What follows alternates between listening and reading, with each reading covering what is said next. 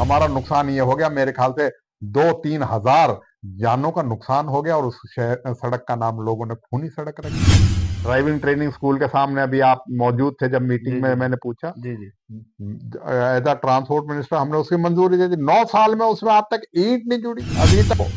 ये आज के दिन माहौल है नशाखोरी का, जो और बुराइयां हैं, सामाजिक बुराइयां, उनसे दूर रह के अपने भविष्य का संवारने का काम करें।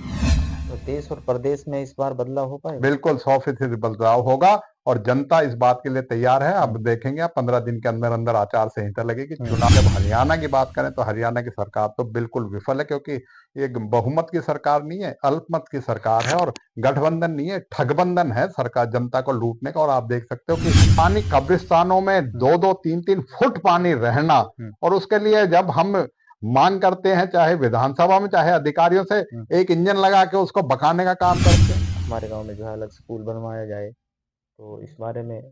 मैं जो आपके सामने कहता हूँ, आपके यहाँ गर्ल्स का भी सीनियर सेकेंडरी स्कूल हम्म और बॉयज का भी सीनियर सेकेंडरी स्कूल, वो सारी हमारे समय की देन है। और इसके हम्म साथ साथ आपको एक आश्वस्त भी कर सकते हैं, एक नहीं अगर 2 स्कूल भी आपके गांव में बनाने पड़ेंगे, चाहे प्राइमरी की बात है, चाहे हम्म मिडिल की बात है, चाहे सीनियर सेकेंडरी बात है, हम्म बिल्कुल जरूरत अनुसार हम्म। जो भी शिक्षा के लिए जरूरी होगा, बिल्कुल घासेड़ा गांव के लिए करेंगे। हमने पानी।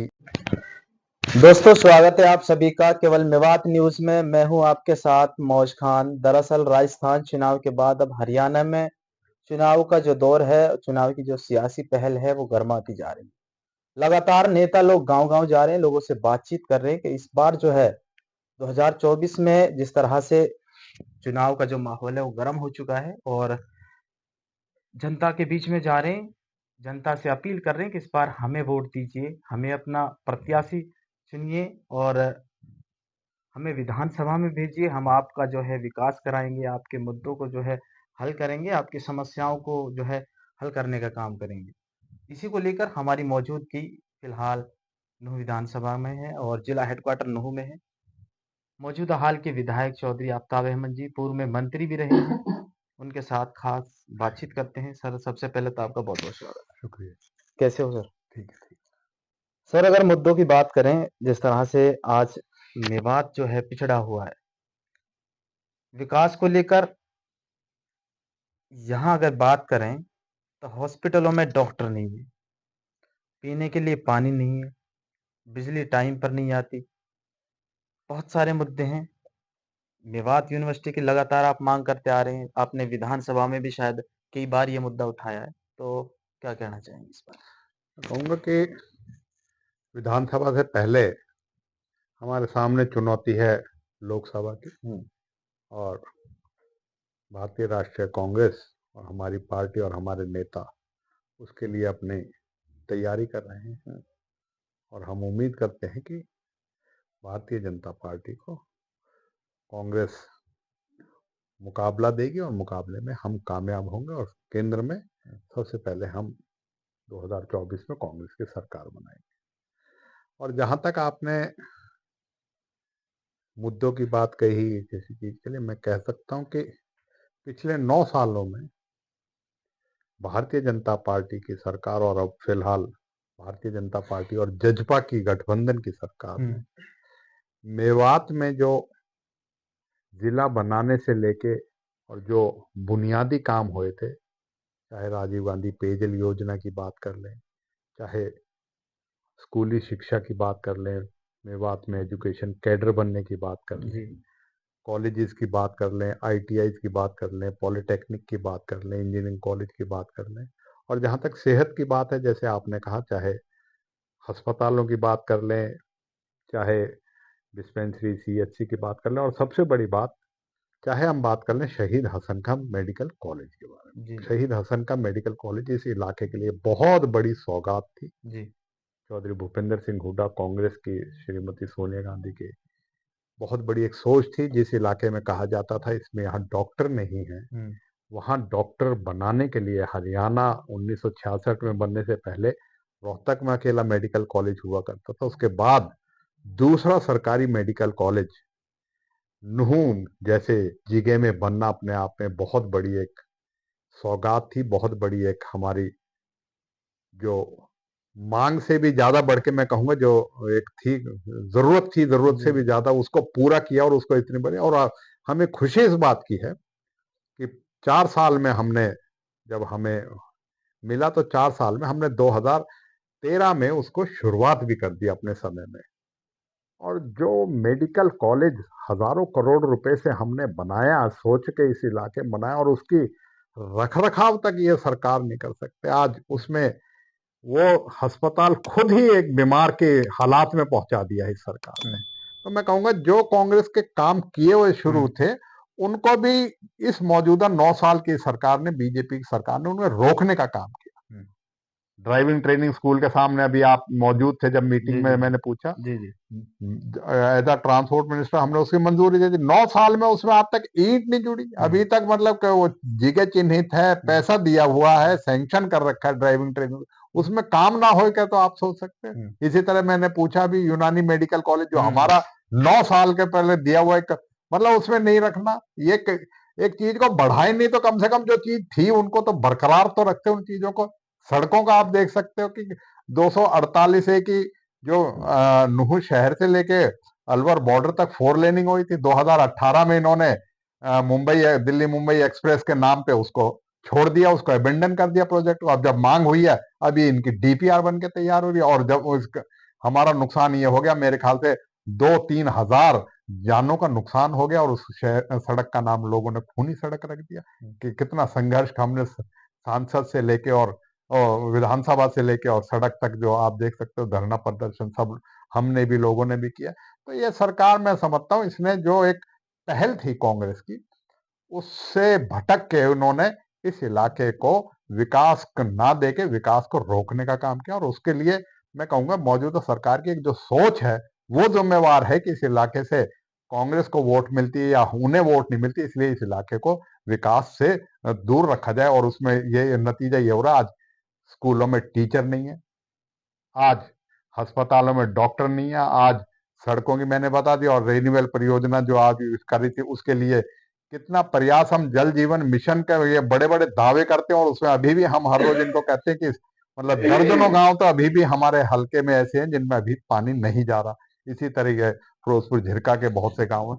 तो ये सरकार जो है, जो इस अपनी जो जिम्मेवारी है, अपनी कर्तव्य को करने में विफल रही है। और इसी कारण हमें आवाज को आपके माध्यम से, चाहे यहाँ की बात कर लें, चाहे सड़कों पे, चाहे संघर्ष की बात कर लें, चाहे विधानसभा में बात कर लें, हमें हर रोज इस तरीके की लड़ाई जो है इस सरकार से लड़नी पड़ सर, रही है। एक सवाल हमारा आपसे ये है, कभी हम 1-2 रोज़ पहले सोशल मीडिया पर देख रहे थे कि नुहू के अंदर जो कब्रिस्तान है उसमें बताया जा रहा है कि जो मुर्दे हैं वो पानी में तैर रहे हैं, हालात बहुत गंभीर हैं। तो आपने शायद ये आवाज़ भी विधानसभा में उठाई थी, तो इसको लेकर आप क्या कहेंगे? मैं कहूंगा कि बहुत शर्म की बात है, हुँ,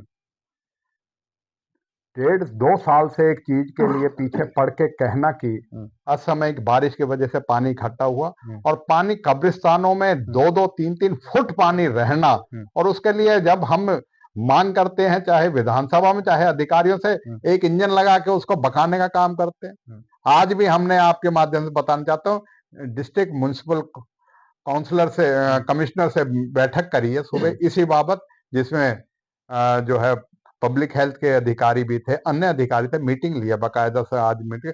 और उसमें हमने स्पष्ट कहा है कि 3 दिन के अंदर अंदर आपको पानी निकालना होगा, उसके लिए कुछ भी करें। अस्थायी इलाज तो कह दिया, जैसे लोगों के घरों में पानी आ, लोग गलियों में पानी, लोगों के कब्रिस्तानों में पानी, आप उसे इतनी कैसे असंवेदनशील हो सकते हो कि आप इन चीजों को ना करें? हुँ, तो आश्वस्त किया कि उन्होंने कहा, मैं समझता हूँ सरकार की यही हुँ, जो नजरिया है, मैं समझता हूं कि अपने आप में सबसे बड़ा सूचक है इस बात हुँ, को कि उसका इस इलाके के प्रति क्या, मतलब जिला मुख्यालय होने के बाद और हुँ, संज्ञान में आने के बाद हुँ, चीजों का हल ना निकले। हुँ। मैंने यहां तक कहा था कि हमें जो पैसा मिलता है विधायक निधि के तौर पे, वो सारा बेशक ले लीजिए, लेकिन इसका स्थायी इलाज कर दिए। मैं समझता हूं कि इतने होने के बावजूद भी कोई भी सरकार होती, जिम्मेवार अधिकारी होते, तो वो इस पे काम करते, ना कि इस चीज के टाला मटोल और बहानेबाजी करते। सर, एक सवाल हमारा और ये है आपसे कि जिस तरह से मेवात में नशा बढ़ता जा रहा है, इसको लेकर अभी कभी आपने कोई कदम वगैरह उठाया? कभी आप लोगों ने अधिकारियों के साथ मीटिंग वगैरह की? मैं ये क्योंकि बहुत मेवात जो बड़ी है नशा आपने खोखला हो चुका नौजवान है। हो और एक बहुत सार्थक सवाल आपने पूछा और वक्त के हिसाब से पूछा है। कोरोना काल आने से पहले हमने एक मुहिम शुरू करी थी बकायदा, जी, अपने तौर पे, जी, जी, अपने साथियों के तौर पे। जी, जी, और उसकी शुरुआत हमने यही कही थी कि उसमें हेल्थ डिपार्टमेंट को, एंटी नैरकोटिक्स और जो जिसमें सबसे सहयोग लेके करा था।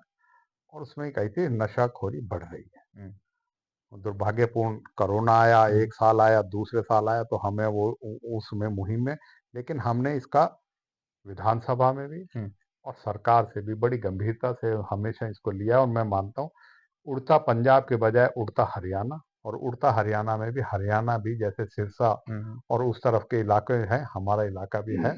आज ही मैं एक मौत में गया था, एक नौजवान 32 साल का, जी, जी, उसकी जो है इंतकाल हुआ, और उसका कारण पता लगा, घर वालों ने तो नहीं, हुँ, औरों ने बताया कि ये जो है बहुत मतलब जो है नौजवान जो है गया है, ये नशाखोरी के गया। तो मैं समझता हूँ बहुत बड़ी चुनौती है, और हरियाणा सरकार को गंभीरता से, हरियाणा में भी, अन्य जिलों में और हमारे जिलों में भी। हुँ, और हमने इसके लिए डीसी से और एसपी से पहले कहा था कि जो जो दवाई की दुकान पे जिस तरीके से ये बढ़ती है, जहर बढ़ता है, ड्रग्स बढ़ते हैं, कम से कम उन पे तो करें। उन्होंने कहा, हुँ, अपनी असमर्थता भी जताई थी, हुँ, ड्रग्स में हमारे पास कुछ कानून नहीं है। हुँ, वो कानून भी हमने बदलवाने की चंडीगढ़ तक भी बात करी। हम समझते हैं सरकार को बहुत गंभीरता से, और सामाजिक तौर पे भी हमें भी, आप सबको अपने नौजवानों को भटकने से पहले, क्यों भटकना तो शुरू तो हो ही गया, भटकने से पूरा तरीके से ना भटक जाए, उसके लिए हमें काम करना पड़ेगा। और हम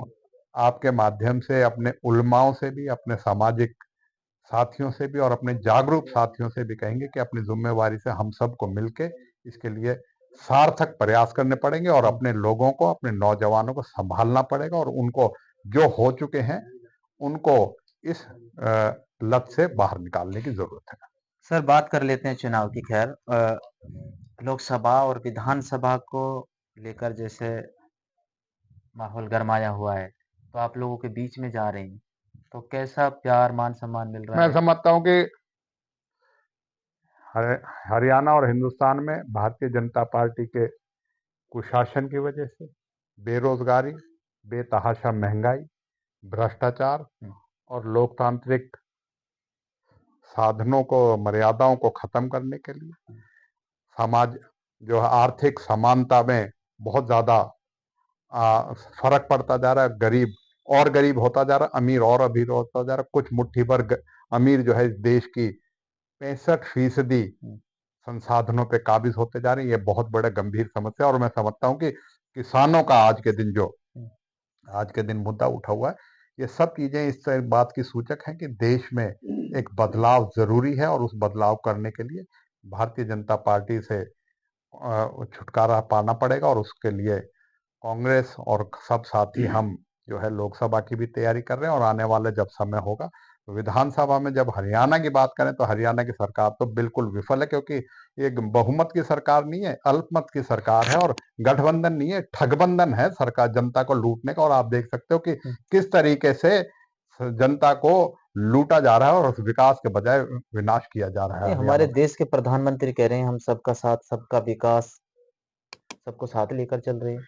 आप देख सकते हो कि जो सांसद के 150 सांसदों को, हुँ, सांसद में जो वो घटना हुई थी, हुँ, उस घटना पे अगर स्पष्टीकरण सरकार से, गृह मंत्री से, प्रधानमंत्री से मांगते हैं, तो हुँ, 150 के करीब सांसदों को हुँ, मतलब जो है निष्कासन कर दिया जाता है। इससे हुँ, बड़ा क्या उदाहरण होगा कि सबका साथ क्या है। तो यहाँ तो आज के दिन आवाज प्रजातंत्र में जो है हम और प्रेस है, जो राजनीतिक हैं, ये जनता की आवाज बन के आता है। अगर इन्हीं को आप दबाने का काम करोगे तो किस चीज का, ये सब चीजें इनकी कोरे भाषण है, किसी चीज में नहीं है। और सच्चाई जो है वो आपको भी पता है, हमें पता है, आज देश में किस तरह के अघोषित इमरजेंसी कैसे हालात है। तो देश और प्रदेश में इस बार बदलाव हो पाएगा? बिल्कुल 100% बदलाव होगा, और जनता इस बात के लिए तैयार है। अब हुँ, देखेंगे आप 15 दिन के अंदर अंदर आचार संहिता लगेगी, हुँ, चुनाव होगा 2024 में, हुँ, लोकसभा का और विधानसभा, बदलाव होगा। और जो लोकतंत्र को, संविधान को जो खतरा है जिन ताकतों से, हुँ। उनका जनता, हिंदुस्तान की जनता जो है जवाब देगी। सर आप मौजूदा विधायक हैं।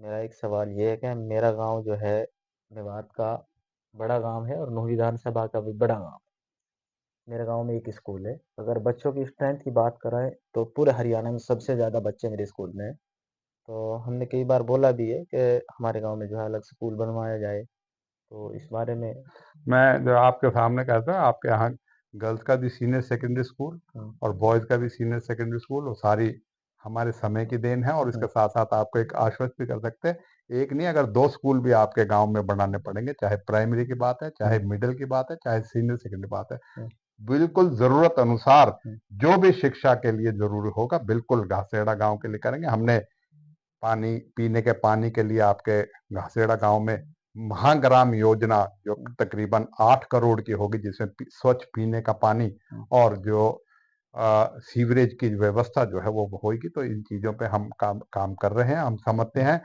गांधी ग्राम घासेड़ा है तो उसको जो विकसित हाँ, जो आदर्श गांव बनाया था वो भी हमने कांग्रेस सरकार ने बनाया था, और जो काम इसमें होने हैं हाँ। इस गांव की सुविधा के लिए और इनके नौजवानों के लिए जो भी हैं उनको पूरी तरीके से हम जो है वचनबद्ध हैं कि उनको पूरा कराएंगे। सर, मेवात की जनता आपको देख रही है। मेवात की जनता से नूह विधानसभा की जनता से इस बार क्या अपील करना मैं चाहेंगे? यही कहूंगा कि आप लोगों ने एक बहुत जिम्मेदार फैसला लिया था। आपने भारतीय जनता पार्टी की सरकार को अपनी तरफ से तो नकार दिया था, चाहे लोकसभा में थी चाहे विधानसभा में थी, हाँ, चाहे सरकार ना बनी हो, लेकिन आप समझ देख सकते हैं कि किस तरीके से मेवात की विकास के लिए, मेवात की जो है मान सम्मान के लिए और मेवात की आवाज के लिए कांग्रेस पार्टी ने, हमारे विधायक ने, हमारी पार्टी ने हमेशा इस इलाके की बहबूदी के लिए, विकास के लिए और इस इलाके की जो मान सम्मान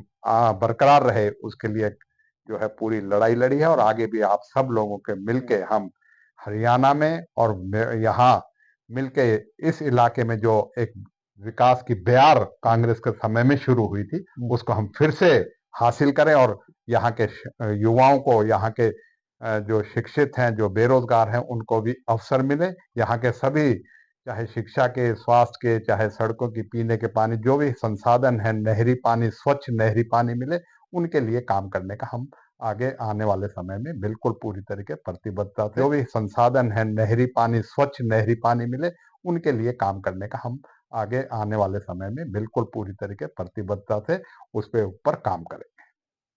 सर, एक लास्ट का सवाल हमारा यही है कि चौधरी जाकिर साहब यहाँ से कहते हैं कि मेवात से कमल खिलेगा। क्या ऐसा हो सकता है? भाई, अपने स्वार्थ की राजनीति जो लोग करते हैं उनकी बात का मैं तो ना जवाब देता ना कुछ करता। हुँ, जो लोग हर रोज पार्टी अपने स्वार्थ के लिए बदलते हो, पता नहीं हुँ, उस पार्टी में उनका क्या स्थित स्थान है क्या नहीं है, हुँ, मैं नहीं समझता। लेकिन मैं एक बात कह सकता हूँ, हुँ। कमल जो है वो हरियाणा में नहीं खिलेगा, यहाँ तो पहले भी नहीं खिला था, आगे भी नहीं खिलेगा। अच्छा।